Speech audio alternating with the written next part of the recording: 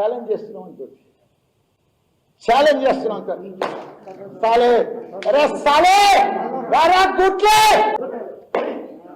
అరే సాలే రేవంత్ రేపు నేను రాజీనామా చేస్తా. ఎవరు రావాడు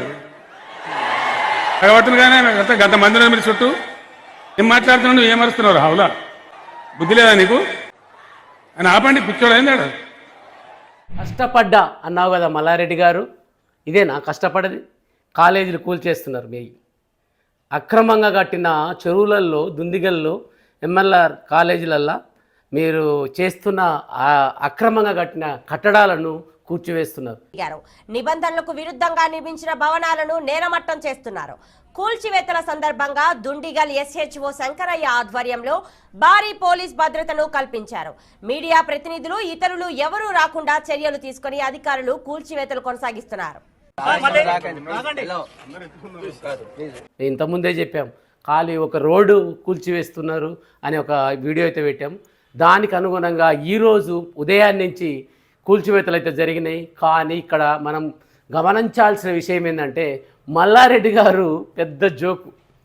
మల్లారెడ్డి గారు ఎవరైతే ఇక్కడ ఒక పక్క కూల్చివేతలు జరుగుతున్నాయో, మల్లారెడ్డి మాజీ మంత్రి మల్లారెడ్డి గారు కాంగ్రెస్ వాళ్ళ కొడుక్కి కాంగ్రెస్ టికెట్ అడుగుతున్నారట. మీ అమ్మ పెద్ద జోక్ ఇది.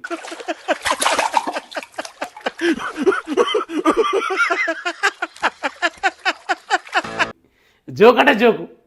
ఒక పక్కనేమో ఆయన ఆస్తులన్నీ కూలగొడుతుంటే ఈయనెళ్ళి కాంగ్రెస్ టికెట్ వాళ్ళ కొడుకు కోసం అడుగుతున్నాడు, ఎంపీ టికెట్ కోసం అని. ఏందిది? ప్రజలను ఎక్కడికి తీసుకెళ్తున్నారు? ఇంత దారుణంగానా రాజకీయం చేయాలి కానీ ఇంత ఘోరంగానా? ఒక సేవా దృక్పథంతో రావాల్సిన రాజకీయము బిజినెస్గా మారిపోయి నిజంగా వాస్తవానికి ఇప్పుడు కూల్చేస్తున్నారు. కూల్చేస్తే విద్యార్థుల పరిస్థితి ఏంటి? ఒక పక్క ఎగ్జామ్స్ జరుగుతున్నాయి, విద్యార్థుల భవిష్యత్తు ఏం కావాలి? First year, second year, third year ఈ విద్యార్థులు వాళ్ళ చేత తిరిగి మళ్ళీ ఆందోళన చేపించడం, వాళ్ళు లక్షల ఫీజులు కట్టి ఆ కాలేజీలలో చేరి వాళ్ళ పరిస్థితి ఇప్పుడు ఏం చేయాలి? అగమ్య గోచరంగా ఉంది. వాళ్ళ పేరెంట్స్ కూడా చాలామంది బాధపడుతున్నారు ఒక రకంగా చెప్పాలంటే. ఎందుకంటే పిల్లల భవిష్యత్తు ఏమవుతుంది? ఇలాంటి కాలేజీల్లో మనం అనుకోకుండా అనవసరంగా ఆల్రెడీ చాలా మీడియాలలో చాలా ఈయన అక్రమంగా కట్టిస్తున్నాడు అది అని చూస్తున్నారు. చూసి కూడా తల్లిదండ్రులు ఆ కాలేజీలో పిల్లలను చేర్పించి ఇప్పుడు మొత్తం బయటపడిన తర్వాత చాలా బాధపడితే ఏమవుతుంది? చేతులు కాలినాక ఆకులు పట్టుకున్న పరిస్థితి ఏర్పడ్డది.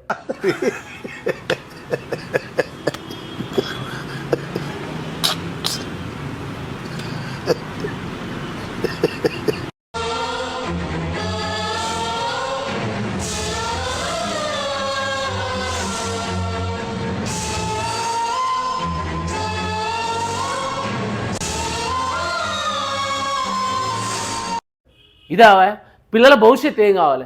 మీరు అందరూ బాగానే ఉంటారు, ఇది కాకపోతే మళ్ళీ తర్వాత ఏదో తెచ్చి కట్టించుకొని మళ్ళీ తిరిగి కడతారు. కానీ భవిష్యత్తులో పిల్లల పరిస్థితి, వాళ్ళ విద్యార్థులు స్టూడెంట్ పరిస్థితి, వాళ్ళ మైండ్ సెట్టే మారిపోతుంది. వాళ్ళ చేత ధర్నాలు చేపిస్తారు మళ్ళీ తిరిగి. ఎందుకంటే వాళ్ళని కూడా అడగవచ్చు క్లాస్ రూమ్లలో చెప్పి, మీకు ఫీజులు కూడా ఇవ్వము, మీరు ధర్నాలకు రావాలని. అట్ట కొంచెం వాళ్ళ సబ్జెక్టు వాళ్ళకు సబ్జెక్టులు చెప్పకుండా, టీచర్లు సరైన చదువు చెప్పకుండా ఈ విధంగా కూడా వాళ్ళని వాడుకునే అవకాశం ఉంది. దయచేసి కట్టడాలకు దీనికి సంబంధం చేసి పేరెంట్స్ మనం ఆలోచించాలి. ఒక కాలేజీలో ఒక విద్యార్థిని చేర్చేటప్పుడు ఆ కాలేజీ సంస్థ యొక్క వాళ్ళ ట్రాక్ రికార్డ్ ఏంది అని చేర్పిస్తే తప్ప పిల్లల భవిష్యత్తు బాగుండదు. ఇట్లాంటి కాలేజీలో చేర్పిస్తే పిల్లల భవిష్యత్తు మాత్రం చాలా చెడిపోయే అవకాశం ఉంది. దానికి ఉదాహరణ మా అబ్బాయి కూడా.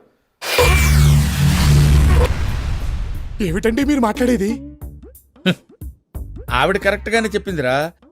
చాలాసేపు సస్పెన్స్ తర్వాత నాకు కూడా అర్థమైంది. సరిపోయింది. హీరో విలన్ కొట్టుకుని కమెడీని చంపేసినట్టు నా మీద పడతారండి. నిజంగా నేను చాలా కష్టపడ్డాము, రూపాయి కష్టపడి అన్ని అక్కడ చేర్పిస్తే మరీ ఘోరంగా తయారైపోయింది. ఇప్పుడు అనుభవిస్తుంది పరిస్థితి.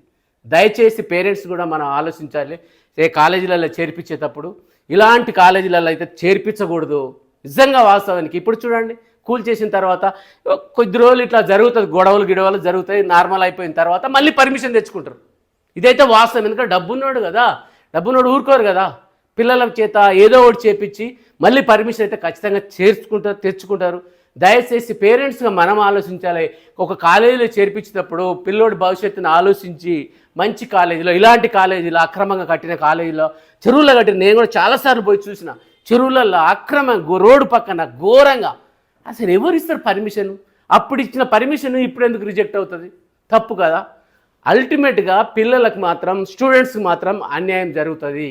ఈ విషయము నిజంగా మీకు నేను చెప్పింది కరెక్ట్ అయితే కామెంట్ చేయండి, లైక్ చేయండి, షేర్ చేయండి, బెల్ ఐకాన్ గుద్ది పడేయండి, సపోర్ట్ చేయండి. మీ స్మార్ట్ చారి. మళ్ళా అడుగుతున్నా, నేను సిగ్గు లేకుండా అడుగుతున్నా, నేను దయచేసి సబ్స్క్రైబ్ చెయ్యండి, చెయ్యండి, చెయ్యండి. నా ఆవేదనను అర్థం చేసుకోండి.